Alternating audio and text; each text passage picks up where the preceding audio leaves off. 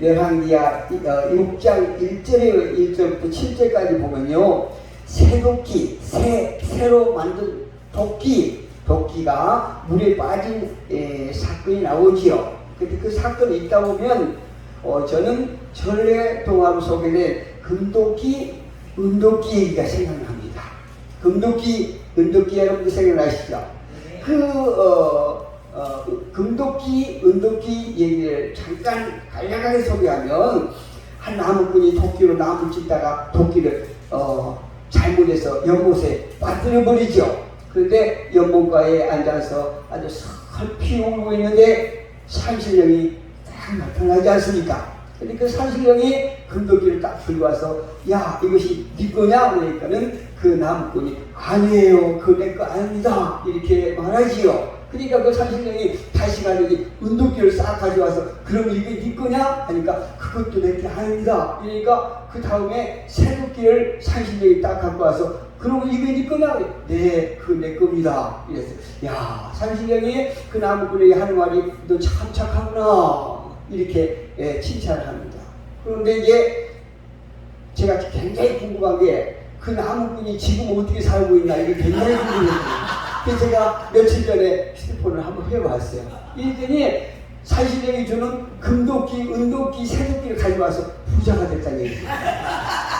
그래서 제가 아주 굉장히 기분이 흐뭇했습니다. 그런데 또 한 가지 참 웃은 얘기는, 그 나무꾼이 잘 됐다는 얘기를 듣고 그 나무 친구가 나무를 하러 갔다는 거예요. 나무 하러 가서 나무를 도끼로 찍는 척하고 연못에 자기 도끼를 확 던졌다는 거예요. 그게 산신령이 딱 나타났어요. 산신령이 딱 나타나서 너 왜 그러냐고 하니까, 내 도끼가 제 연못에 빠졌습니다. 그러니까 금도끼를 딱 산신령이 갖고 와서, 이게 네 거냐고, 예, 내 겁니다, 이랬다는 거예요. 그 나무꾼 친구가 예의 나쁜 놈 말이야. 그냥 꽁박 딱 때리고 그냥 와서 그냥 도끼도 못 가지고 왔다는 얘기를 제가 들었습니다. 우리는 항상 양심을 위해서, 양심이 굉장히 민감해야 돼요. 그래서 우리가 양심적으로 우리가 복음을 전하다 보면 하나님께서 저와 여러분을 이 땅에서도 또한 그 물질적으로도 부유하게 해주시고, 또 우리의 영이 갈수록 충만해질 줄로 믿습니다. 아멘. 이 소모아에서는 이 산신령의 이름이 헤르메스라고 소개하더라고요. 우리는 산신령이 우리의 신이 아니고 여호와 예수 그리스도께서 우리를 함께 하심을 믿습니다. 아멘. 여호와 우리 하나님을 통해서 저와 여러분은 이 땅에서 우리가 나누고 베풀고 구제할 수 있도록 모든 부분이 넉넉하고, 또한 우리의 영혼이 항상 충만하여 참으로 침체되어 있는 많은 영혼들을 우리를 통해서, 저와 여러분을 통해서 그들이 다시 회복하고 저와 여러분처럼 충만해서 또 다른 사람을 살리는 역사가 있기를 주님의 이름으로 축복합니다. 네. 그런데요, 전래동화에나 나올 금도끼, 은도끼 이야기가 왜 이 성경에 나왔을까요? 그 여러분 궁금하지 않습니까? 왜 열왕기하 6장에 이렇게 기록되었느냐, 이 말씀이에요. 왜 이 이야기가 성경 역사에 기록되었는가? 여러분 어떻게 생각하십니까? 이게 종이가 남아서 그랬을까요? 왜 이랬을까요? 저는 이 말씀을 준비하면서요, 오늘 이 본문이 굉장히 심각한 이야기인데, 사건인데, 왜 이렇게 심각한 사건에 앞서서 금도끼, 은도끼 이야기가 나왔을까, 이 말이에요. 혹시 하나님께서는 저와 여러분에게 어려움이 처했을 때마다 나타나서 우리를 도우신다는 그런 의미일까요? 아니면 우리가 인생을 살고 신앙생활을 하면서 도끼날을 잃어버리고 자루만 들고 허둥대고 있다는 그런 의미일까요? 이게요, 참 얼마 전에 제가 어떤 목사님의 설교를 들으니까 이 설교를 하시더라고요. 그런데 우리가 사명자가 도끼를 잃어버리고 자루만 들고 사명을 잃어버리고 이렇게 우리가 방황하고 있다고 그렇게 말씀하세요. 진짜인가 그랬더니 제가 말씀을 보면서 여러 가지 자료를 찾으니까 그 엉뚱한 얘기를 하시더라고요. 그런 의미에서 하시는 건 아니죠. 그럼 어떤 의미를 할까요? 이 메시지는 오늘날 저와 여러분에게 과거에 일어난 사건이 오늘 살아가는 저와 여러분의 어떤 메시지를 주고자 하는데, 이 메시지를 통해서 앞으로 일어날 애언적인 말씀이라는 거죠. 할렐루야. 예, 그 애언적인 말씀을 오늘 우리가 저와 여러분이 한번 생각해 보는데요. 요한복음서에 기록된 7가지 기적이 나오는데, 거기 보면은 엘리사가 행한 12가지 기적과 밀접한 관계가 있다는 것을 제가 발견하게 되었습니다. 무엇이냐면 예수께서 물로 포도주를 만드셨듯이 열왕기하 2장 4절에 보니까 엘리사도 물을 변화시키는 사건을 일으켰어요. 엘리사가요. 그리고 예수께서 오병이의 기적을 행하셨던 것처럼 엘리사도 호리떡 20개로 100명을 먹였더라고요. 할렐루야. 그런 기적이 이곳에 일어나기를 주님의 이름으로 축복합니다. 예수께서 왕의 신하를 고치셨듯이 엘리사도 아람 왕의 신하 나만 장군을 고치셨어요. 엘리사도 그렇게 했더라고요. 또 보니까 예수께서 물질을 걸어오듯이 엘리사도 연못에 빠진 새도끼를 또 올리는 능력을 행했어요. 예수께서 행하셨던 그 역사를 엘리사도 행하셨더라, 이 말씀이에요. 또 예수님도 엘리사도 죽은 자를 살리셨어요. 똑같은 기적을 행하셨어요.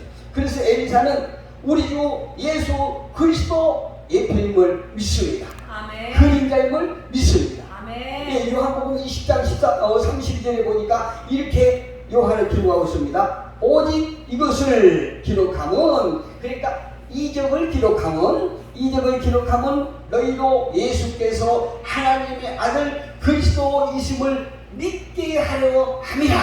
할렐루야. 그냥 종이가 남아서 아니면 시간이 많아서 이 이적을 기록한 것이 아니고, 이적을 통해서 많은 심령들이 예수 그리스도가 하나님의 아들이심을 믿게 하기 위해서 이적을 베풀었다는 얘기입니다. 또 너희도 믿고 그 이름을 힘입어 생명을 얻게 하려 하고, 생명을 얻게 하려 함이라, 이렇게 말씀하세요.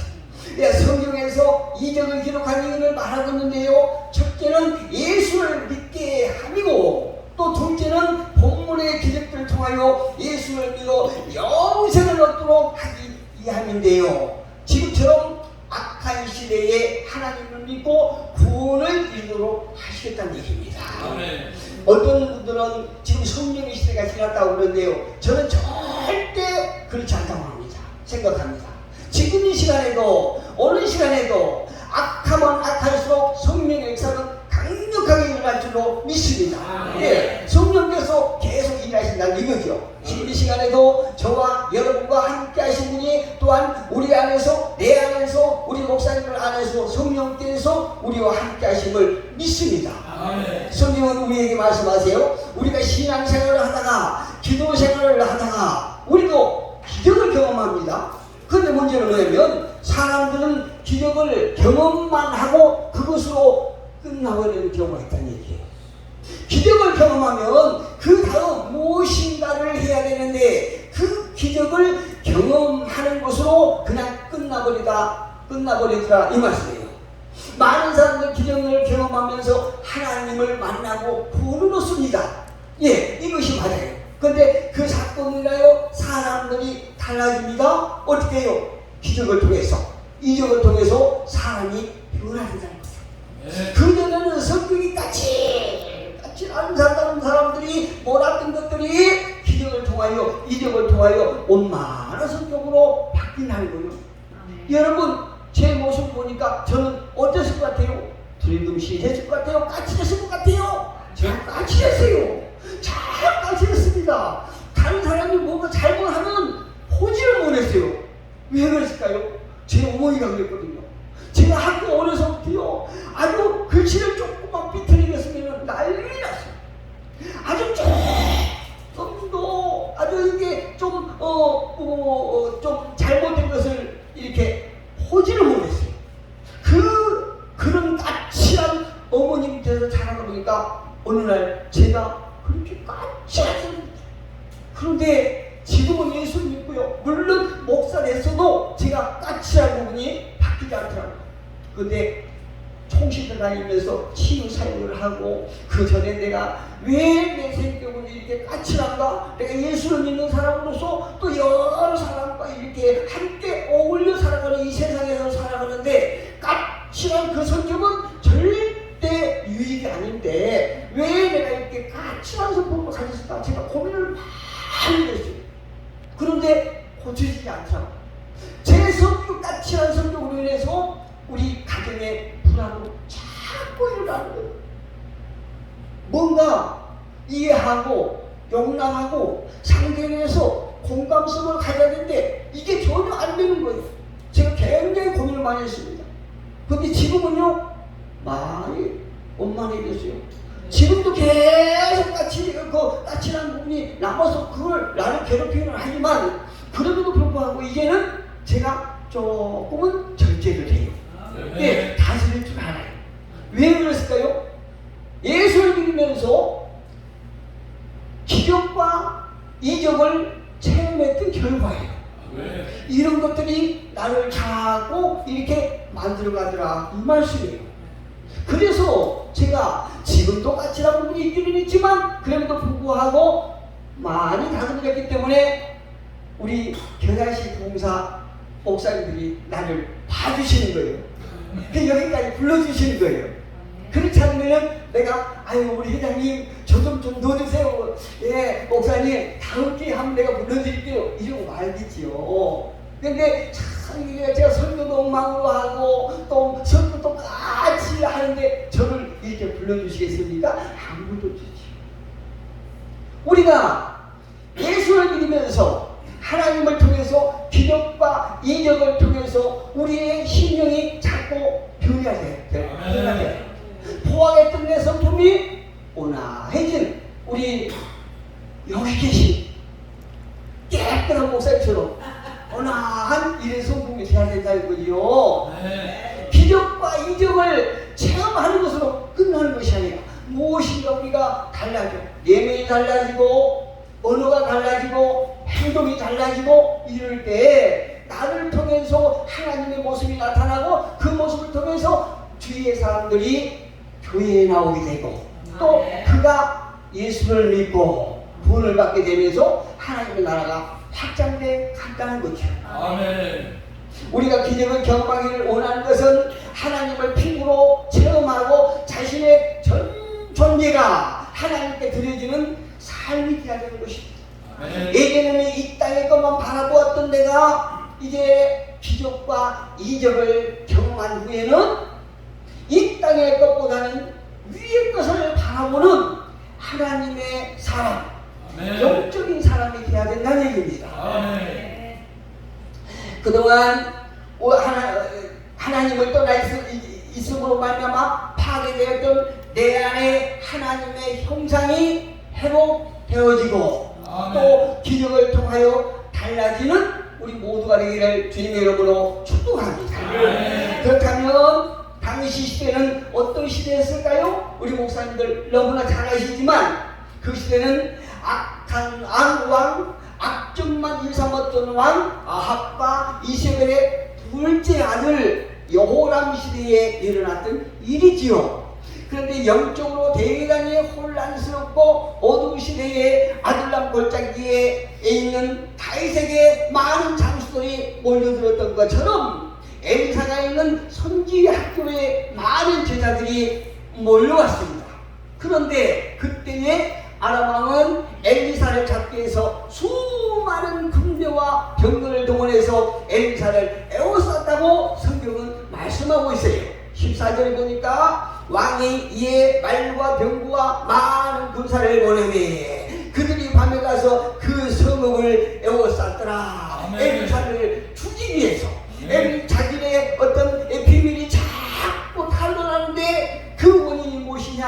하나님의 사람 엘리사가 우리가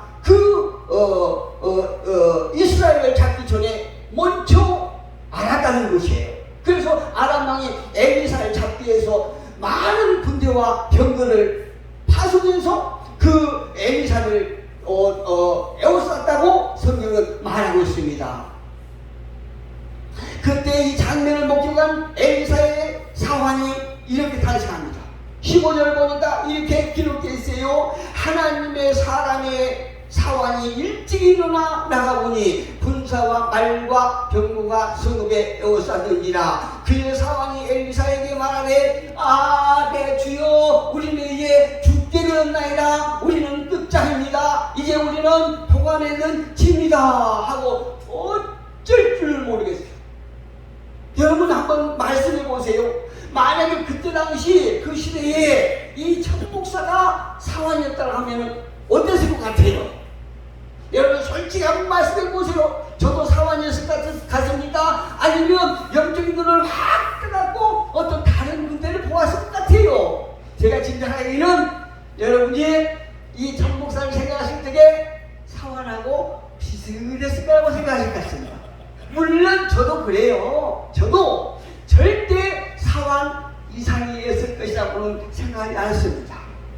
이 사환이 이토록 절망스럽게 탄식을 할 때에 오늘 우리가 이 세상을 살아가면서 우리의 삶이 깊은 연못에 빠졌을 때마다 또 수렁에 빠질 때마다 크고 작은 문제들이 우리를 괴롭힐 때마다 사방으로 우겨쌈을 당할 때마다 내 하나님 여호와여, 내가 어떻게 했으면 좋겠습니까?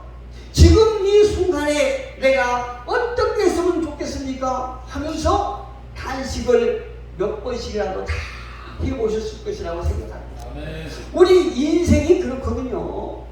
아무리 평안한 세상을 삶을 사는 분이라 할지라도, 아무리 인생이 행복하다 할지라도 이 땅에 사는 날 동안 우리는 늘 절망적인 상황에 부딪힐 수밖에 없다는 것입니다. 아멘. 이것이 우리 인생이에요.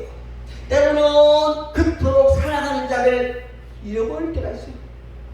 처나 남편이나 자식을 잃어버리고 어찌할 바를 모르는 이런 억장이 무너질 이런 사건을 만날 때도 있습니다. 내 생명 같은 소중한 많은 물질을 하루아침에 다 잃어버릴 이런 순간도 있을 것입니다.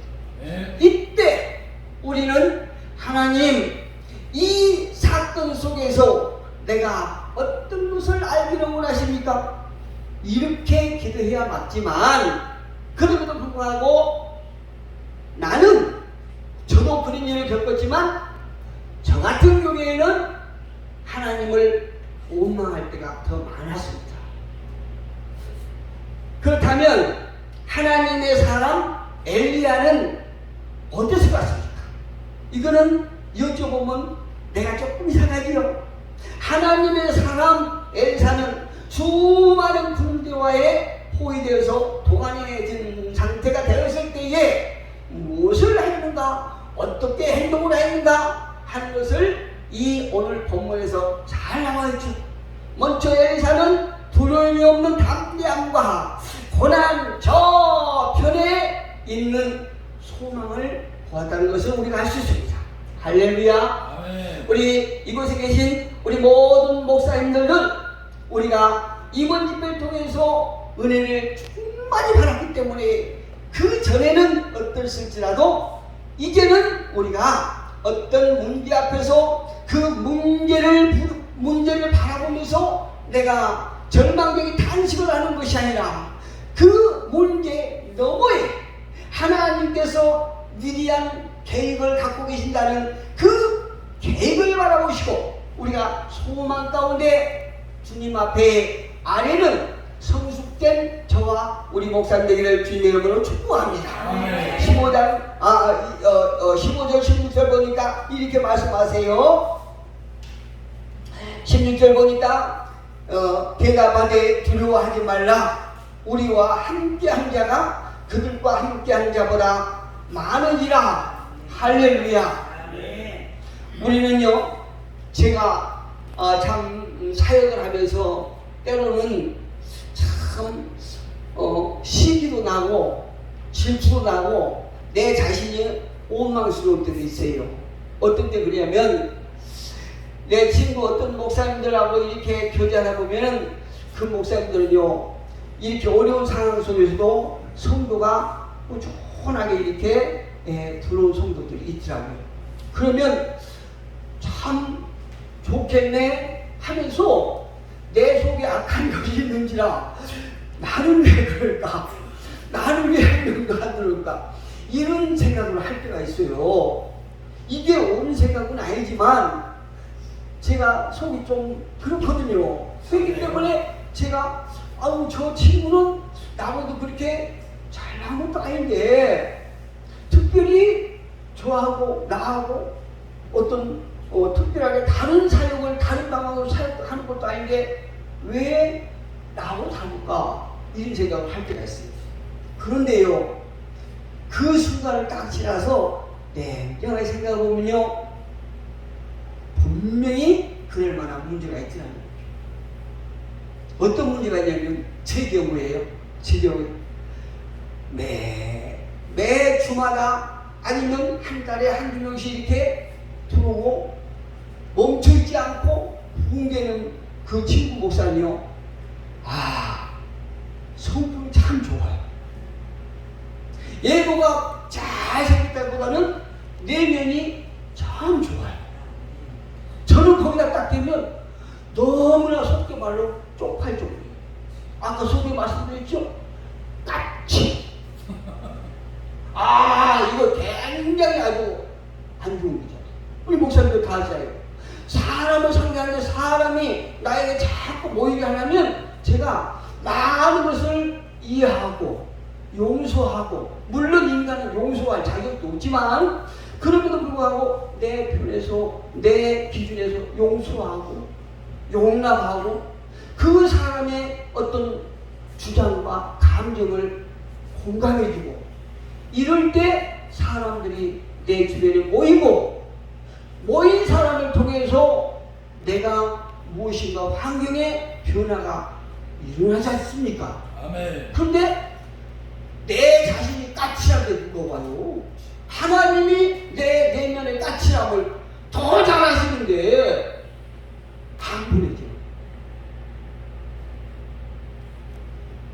그래서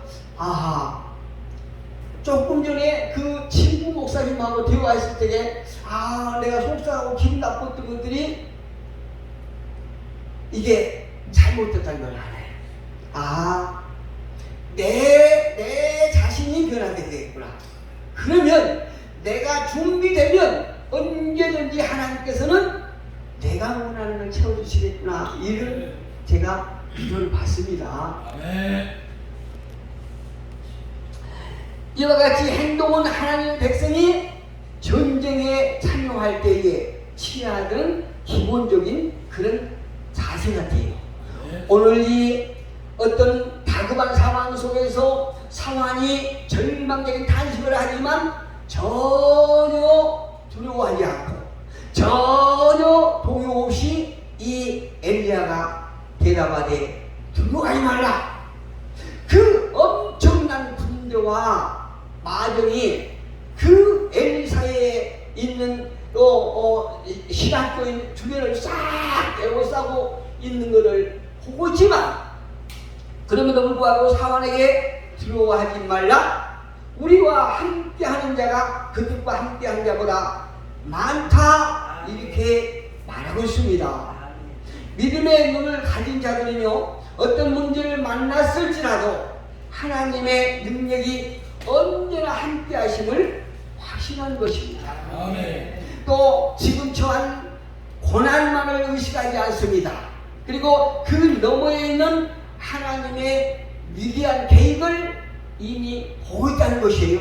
아멘. 우리 이곳에 계신 모든 목사님들이 이런 영적인 시각을 갖고 계심을 믿습니다. 아멘. 그래서 하나님을 기쁘시게 할 줄로 믿습니다. 아멘. 그렇기 때문에 이런 사람은 주님의 은혜로 난국을 타개할 수 있는 지혜가 있는 것이에요.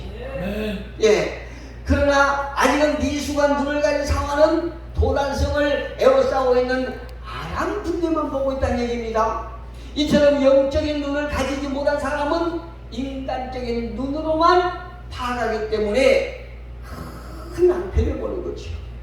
영적인 성장 단계로 보면 사화는 영적 갓난아이, 아니면 거기서 조금 더 자라서 영적 유년기, 이 단계에 딱 머물러 있는 것입니다. 여러분, 영적 갓난아기는 항상 젖만 먹지요. 갓난아기 못 먹지요. 영적 유년기는 어떻습니까? 영적 유년기는 약간의 기적과 이적을 체험한 것으로 자기가 다 낸 줄 알아요. 자기가 무슨 영적 거장인 줄 알아요. 그래가지고 다른 사람의 어떤 체험을 무시합니다. 그건 나 벌써 체험했어. 나 몇 년 전에 그걸 다 경험했어. 무시해. 자기 것만 제일인 줄 알아요. 그러면서도 악한 어둠의 영에게 계속 얻어 터져. 영적 유년기 때문에 그런다는 거예요. 그 단계를 지나서 영적 청명기 이상을 가야 우리는 어둠의 영들과 싸워서 승리할 수 있는 것입니다. 그런데 너무 감사하게도 여기 계신 모든 목사님들은 이미 영적 청명기 이상 단계에 계심을 저는 믿습니다. 무엇보다도 우리 회장님은 영적 아비의 단계예요. 예, 그래요. 영적 아비의 단계. 우리 목사님도 영적 아비의 단계를 믿습니다. 엘리사는 달랐어요. 사안하고 엘리사는 달랐습니다. 영적인 통찰력이 있었다는 얘기죠. 엘리사가요. 그래서 그는 담됐습니다. 우리가 믿음이 있느냐 없느냐 그 차이는 불신자도 어려움을 당하고 예수를 믿어도 어려움을 당하지만 예수를 믿느냐 아니면 불신이 가느냐, 이게 딱 나타난 것은 문제 앞에서 하는 행동을 보면 고생을 할 수 있죠. 여기서도 보니까 사화는 그 성을 에워싸는 아람 군대만 보고 있지만 하나님의 사람 엘사는 영적 통찰력이 있기 때문에 그 상황이 어떨지라도 담대했습니다. 왜요? 그것은 하나님을 신뢰하는 데서 생기는 담대함이지거든요. 이런 사람은 문제 앞에서도 당당합니다. 담대합니다. 그리고 두려움이 없는 것입니다. 16절 같이 한번 읽어볼까요? 두려워하지 말라. 우리가 함께한 자가 그들과 함께한 자보다 적다 많다. 할렐루야. 예, 지금 이 시간에도 아무리 세상 사람들이 우리를 비방하고 조롱할지라도 우리를 신뢰해 주신 여호와 하나님께서 저들 섬기는 악가이식보다도 훨씬 능력 있고 많음을 믿습니다. 우리 중 나름대로 어려움을 다 가지고 계실 줄 생각합니다. 그러나 어려움을 당할 때에 그 자체를 보지 마시고 그 배후에 역사하시는 하나님의 역사를 볼 수 있기를 주님의 이름으로 축복합니다. 끝으로 믿음의 조상들에게 공통적으로 발견할 수 있는 특징은 무엇입니까? 그들은 모두 다 기도하는 사람들이었다는 것입니다. 오늘 17절에 보니까 기도하여 이르되 누가요? 엘리사가 그 어려운 상황 앞에서 하나님 앞에 기도하여 이르되 여호와여 원하건대 그의 눈을 열어 보게 해주세요. 아직 육신적인 눈만 가지고 있는 우리 사환의 눈을 열어주세요. 했을 때에 열어보게 하옵소서 하니 여호와께서 그 청년의 눈을 여심해 그가 보니 불말과 불경보가 산에 가득하여 엘리사를 불러더라. 할렐루야. 우리는 기도할 때에 하나님께서 능력 주심을 믿습니다. 제가 오면서 참 희한한 생각을 했는데요. 제가 어디 가는지 거기에 전화번호 알 생각을 하지 않거든요. 근데 제가 작년 겨울에 두꺼운 코트를 입고 왔으니까 작년 겨울에 여기를 왔어요. 작년 겨울에 왔는데 오자마자 그때 여쪽에가 현수막 걸린 것 같아요. 여쪽에 현수막 걸렸는데 우리 원장님 전화를 내가 탁 찍었어요. 내가 왜 찍었는지 모르겠어요. 전화번호를 탁 찍어갖고 그때 가서 그 다음 날인가 바로 전화했어요. 원장님, 내가 이러이러한 팀이 있는데 한번 초청해 보세요. 우리 원장님께서 저를 한 번 봤거든요. 그런데 저를 제 모습이 어디를 보고 신뢰할 수 있겠습니까? 저는 저 같아도 제 모습에 신뢰를 못해요. 근데 우리 원장님께서 성령께서 일하셨는지 흔쾌히 딱 허락을 하시더라고요. 그래서 이렇게 연결됐는데 오자마자 우리 원장님 표정이 참 좋아요. 그래서 아하, 내가 조금 하지만 하나님께서 일하시는 복의 통로가 됐구나. 저는 늘 하나님 앞에 기도하기를, 하나님, 나는 부족하지만 하나님께서 복을 내리시는 복의 통로가 되게 해주세요. 이렇게 기도를 하는데 때로는 저주의 통로가 될 때가 있어요. 뭔가를 소리했는데 아주 이거 형편없이 이쪽에서 내 싸대기 때리죠, 이쪽에서 내 싸대기 때리죠, 이쪽 저쪽 맞을 때가 있어요. 그런데 그럴 때도 있지만 또 그렇지 아니하고 흡족하니 딱 관계가 유지될 때도 있더라, 이 말씀이에요. 예수께서도 저와 여러분에게 기도하라고 말씀하시죠. 우리가 기도할 때에 이렇게 내가 복의 통로가 되고 또 나를 통해서 누군가 하나님의 선한 영향력을 받게 되고, 그래서 예수님은 저와 여러분에게 기도하라고 말씀하시는 것입니다. 기도에는 이런 요가 나갈 수 없다고 말씀하세요. 오늘날 많은 성도들은 이와 같이 영적 통장력을 길러서 삶 속에서 필연적으로 만날 수밖에 없는 고난을 능히 감당하고, 저와 우리 목사님 통해서 하나님께서 마음껏 일할 수 있는 저와 우리 목사님 되기를 주님의 이름으로 축복합니다.